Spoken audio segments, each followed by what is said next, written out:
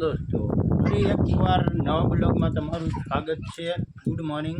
આજ અમે કાંઈક કપાસ સોંપવા જઈ રહ્યા છે, એ તમને બતાવીશ કેવી રીતે આજ અમે મુહૂર્ત કરીશું કપાસ સોંપવાનું, કેટલા દીએ ઉગે એ હું તમને બધું ડિટેલમાં બતાવીશ ને બ્લોગમાં બન્યા રહેજો ને। હવે અમે જઈ રહ્યા કંઈક કપાસ સોંપવા, અહીંયાથી ચાલુ કરી દીધું બધાય।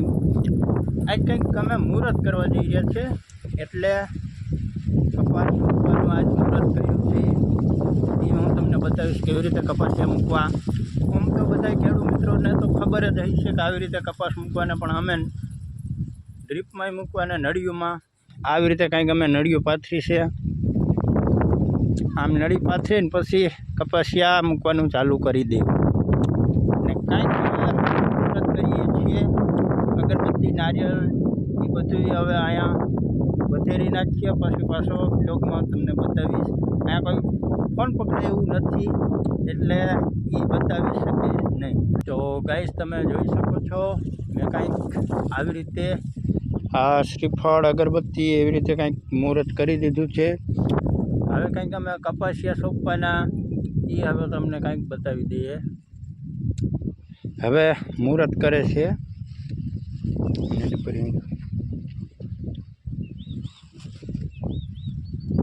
આવા કપાસિયા। હવે કાંઈક તમે જોઈ શકો છો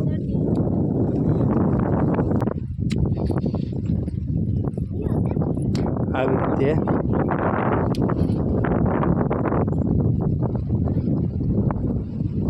આમ કાંઈક અમે કપાસિયા સોંપી રહ્યા છીએ। આ છોકરાને આના હાટું આઘા પાછા થાય છે।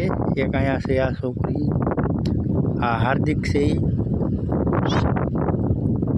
એ જરા। હવે કાંઈક ઘણું કપાસિયા સોંપવા લાગુ, પછી હું તમને બતાવીશ કે આખા કપાસિયા કેવી રીતે ઉગે ને બધું।